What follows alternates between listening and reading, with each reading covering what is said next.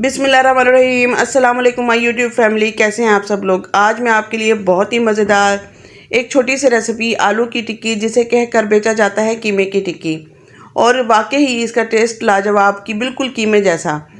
چھوٹے ہوٹلوں پہ، چھوٹی دکانوں پہ، ریسٹورنٹس پہ، ہوٹلوں پہ باہر یہ عام بکتی ہے، لیکن یہ بہت ہی مہنگی بکتی ہے۔ تو اتنی مزیدار سی آلو کی ٹکی یعنی کہ قیمے کی ٹکی کو بنانے کے لیے کن چیزوں کی ضرورت ہے، یہ میں آپ سے آج شیئر کروں گی۔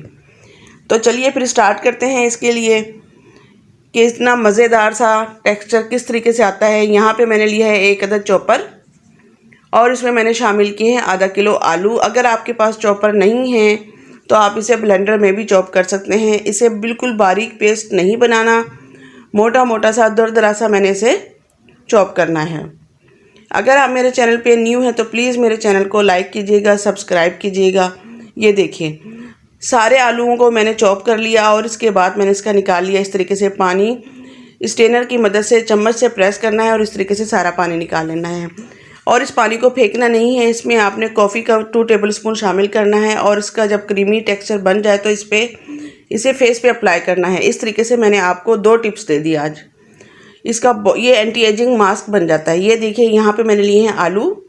اچھے طریقے سے پانی نکال لینے کے بعد اس میں نے شامل کیے ہیں 2 بڑے سائز کے پیاز باریک کوٹے ہوئے، 3 عدد ہری مرچیں، ½ ٹی اسپون گرم مسالہ، 1 ٹی اسپون دھنیا پاؤڈر، ½ ٹی اسپون نمک، اور میں اس میں شامل کروں گی بروسٹ مسالہ 1 ٹیبل اسپون، اور ساتھ ہی میں نے اس میں شامل کرنی ہے ½ ٹی اسپون دڑا مرچ۔ پسی ہوئی لال مرچ میں اس میں شامل نہیں کروں گی۔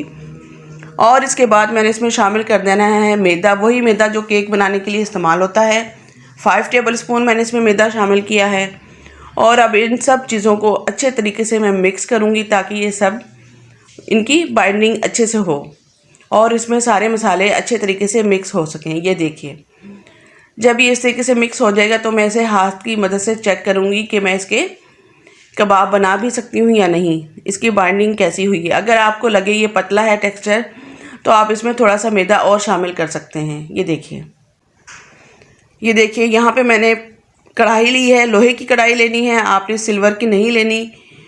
سلور کے برتن میں یہ چپک جائے گا اور اچھی نہیں بنے گی۔ یہاں تیل میں نے شامل کیا ہے، اور تیل کو بہت زیادہ گرم کیا ہے۔ اس کے بعد میں اس طریقے سے اس کے کباب بناتی جاؤں گی ٹکیاں، اور اسے تیل میں شامل کر دوں گی۔ یہ دیکھیے یہ تھوڑی سی مشکل سے بنے گی کیونکہ اس کا ٹیکسچر پتلا ہوتا ہے، لیکن اس کا ٹیسٹ بہت ہی مزے کا۔ اس طریقے سے آپ نے ساتھ ہی بنا کر تیل میں شامل کرتے رہنا ہے۔ یہ دیکھیے بہت ہی مزے کا ٹیسٹ آئے گا، جیسے چپلی کباب کا ٹیسٹ ہوتا ہے، قیمے کی ٹکی کا ٹیسٹ ہوتا ہے، یہ ویسے ہی بنے گی، اور آپ نے اسے ضرور ٹرائی کرنا ہے، اور مجھے لازمی کمنٹس میں بتائیے گا کہ ایک ڈیفرنٹ سی ریسیپی میں آپ کے لیے لے کر آئی ہوں۔ یہ دیکھیے بہت ہی مزیدار، چٹپٹا سا، جھٹ پٹ سے، اور سب سے بڑی بات کہ بہت ہی جلدی بننے والی۔ یہاں پہ جب آپ نے اس کی پوزیشن چینج نہیں کرنی، ورنہ یہ ٹکیاں ٹوٹ جائیں گی۔ جب ایک طرف سے یہ تھوڑی سی ڈارک براؤن ہو جائے تو اس کے بعد آپ نے اس کی سائڈ چینج کرنی ہے۔ یہ دیکھیے اس طریقے سے میں ان سب ٹکیوں کو اچھے طریقے سے فرائی کر لوں گی، ان کا ایک اچھا سا کلر آ جائے تاکہ یہ اندر سے بھی اچھے طریقے سے پک جائے۔ اس طریقے سے فرائی ہونے کے بعد میں اسے ایک ایک کر کے نکال لوں گی۔ کیچپ کے ساتھ، سوس کے ساتھ، دوپہر میں نان کے ساتھ تو یہ بہت ہی مزہ دے گی بچوں کو اسپیشلی۔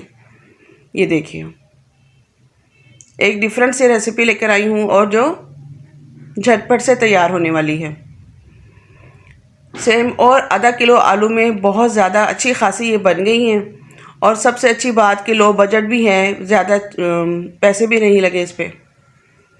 اس طریقے سے اور دوبارہ سے میں نے شامل کی ہیں ٹکیاں اس میں، اور انہیں بھی میں اب اچھے طریقے سے فرائی کر لوں گی۔ اور یہ دیکھیے مزیدار سی ہماری آلو کی ٹکیاں ہو گئی ہیں ریڈی۔ آپ اپنا خیال رکھیے گا اور ہمیں دعاؤں میں یاد رکھیے گا۔ میری طرف سے اللہ حافظ۔